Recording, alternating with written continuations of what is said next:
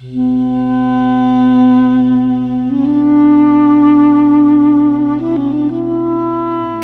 Center for the Arts, the Frescoes of Khanjyan. The cascade has become the business card of the Armenian capital. Terraces and a series of small waterfalls, fountains, and indoor and outdoor galleries connect the city center with its northern district.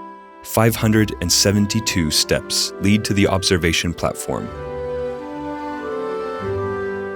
The idea for this amazing architectural landscape originated with the planner of modern Yerevan, Alexander Tamanyan. Nearly a century later, behind a statue of the master himself, a sculpture park that would bring honor to the great capitals of the world is spread out. The cat was the first work of the famous Colombian sculptor Fernando Botero to be installed in the park. It was followed by his sculptures of the excessively plump Roman warrior and the obese woman with a cigarette in her hand. Also settled down at the cascade are the faceted human figures of Lynn Chadwick, the giant of 20th century sculpture, and the heiress of Barry Flanagan. A great wave of emotions is induced by the open-work Tea Pavilion by Joanna Vasconcelos, the horses created by Tom Hill for the London Olympics, Peter Wojtuk's Kiwi that was moved here from Broadway, and a man made from letters, Jean Planza's Shadow.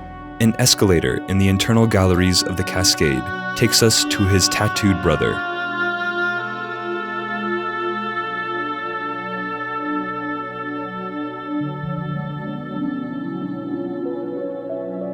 At the very top, the Swarovski Crystal Palace is spread out.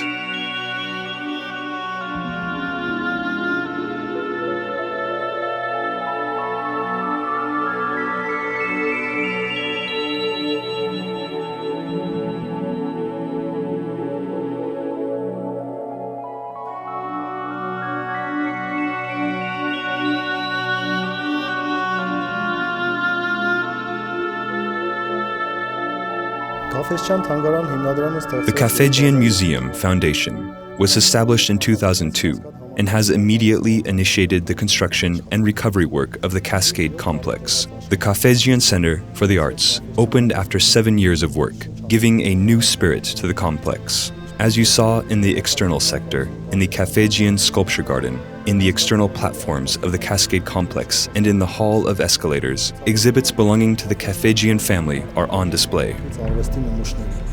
The Cascade assigned a separate gallery for exhibiting the monumental triptych. 2 frescoes in that gallery, the Armenian alphabet and the Vardanank, are painted copies of tapestries crafted by French weavers based on sketches created by Grigor Khanjyan 10 years before the triptych itself. Back then, at the request of Catholicos Vazgen I, the artist had reproduced 2 5th century events from Armenia's history. The creation of the alphabet and the Battle of Ararat. Khanjyan created his own version of the history of Armenia. Death unanticipated is death. Death anticipated is immortality. These words of the young historian Yerishe, a participant in the legendary battle, are inscribed on the Vardanank fresco. The Battle of Ararat marked the beginning of the struggle for the Christian faith in Armenia. The Armenians fought under the leadership of Vartan Mamikonian, whose image is recreated and based on the description by the historian Yegishe.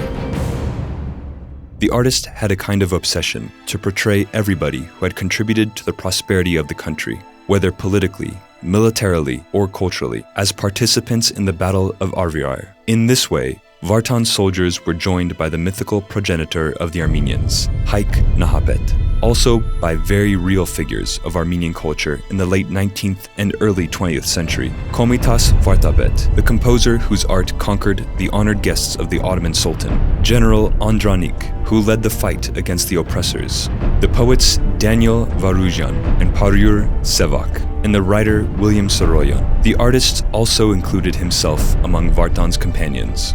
The warrior maiden, Aitsemnik, is frozen in the image of a goddess of retribution. An Armenian woman mourns her son's sacrifice. Armenian alphabet. The left-hand fresco depicts the invention of the alphabet, for which its creator was sainted. In 405, Mesrop Mashtots, created the Armenian alphabet. In the fresco, he is surrounded by the Catholicos Sahak Partev, King Ramshapu, and Queen Geganush, under whose reign and patronage the letters were created. Khanjyan did not manage to finish the third part of the triptych, Rebirth, which depicts the major figures of Armenian culture of his time.